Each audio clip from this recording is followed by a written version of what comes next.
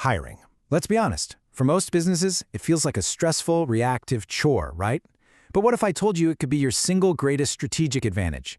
Well, in this explainer, we're going to break down the blueprint for building a real A-team. So let me ask you something. When you think about making your next hire, is it a calculated move on a chessboard? Or is it more like a mad dash to plug a leak in a sinking ship? Are you actually planning, or are you panicking? Seriously, this one question can separate the companies that scale from the ones that, well, just stumble. And believe me, the stakes could not be higher. You see, one path, the strategic hire, that leads to real growth, innovation, and serious momentum. The other path, the panic hire, that leads to debt, friction on your team, and just plain chaos. The difference isn't small, it's everything. So, where does it all go so wrong? Well, it usually starts in what I call the hiring maze. You know, that confusing, super costly process where gut feelings and urgent needs completely replace a clear map of who you need and, maybe more importantly, why you need them. And let's be crystal clear. A bad hire costs so much more than just a salary. We're talking about lost time, team morale taking a nosedive, and all those missed opportunities that passed you by while you're busy cleaning up the mess. This is exactly why having a real plan is absolutely non-negotiable.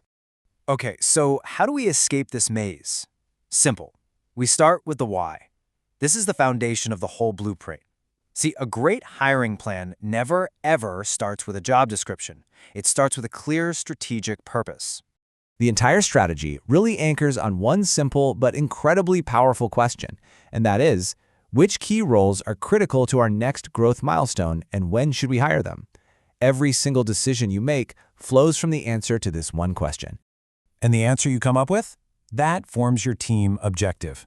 You can think of this as the mission statement for your hiring. It is the foundational why that makes sure every new person you bring on board is pushing you towards a very specific, defined goal. Now, to define that objective, you've got to look at two things. First, your purpose. Are you trying to build a product, find customers, or scale up your operations? And second, your stage. Come on, the needs of a pre-launch company are worlds apart from one that's in a full-blown scale-up phase. All right, once you know your why, it is time to actually map out your future team. So let's take a look at how this whole thing builds, from a strategic idea into a concrete plan of who you need and, just as crucial, when you need them. And the process is actually pretty simple. First, you break the business down into its core areas, product, engineering, sales, and so on. Then, for each of those areas, you identify the specific roles you need, and this is key, you assign a priority. Not every role is a hire right now emergency. And hey, don't just think about the people doing the day-to-day work. Your map absolutely needs to include leadership. Are there gaps in your C-suite? Do you need a strategic advisor to help guide you through the next phase? Acknowledging these high-level gaps is so critical for long-term success. Finally, you put it all on a timeline. This is what turns your wish list of roles into an actual, actionable sequence. Who do you need in the next 90 days, no exceptions? And who can probably wait until the 6-month mark? Phasing it out like this prevents you from over-hiring and perfectly aligns your team's growth with your business milestones. Okay, you've got the map. You know who you need and when. Now for Section 4. How do you actually find your perfect match? This is where we shift from the big picture strategy to the boots-on-the-ground tactics of attracting and picking top talent. And really, it all boils down to a pretty clear 3-step process. First, you define exactly what skills you're looking for. Second, you build a strategy to go out and find those people. And third, you craft a brand that actually makes them want to join you. So step 1 is all about getting specific. Yeah, of course you need to define the technical, hard skills, but please don't stop there. What kind of industry experience would give them a real head start? And, just as important, what are the cultural attributes, the personality, the work style, that will make sure they actually thrive on your team? Next up, your strategy. You need to know where you're going to fish. Is it LinkedIn, employee referrals, maybe specialized agencies? And what's your process once you get a bite? You've got to define your interview stages and any skill assessments right up front to keep things consistent and fair for everyone.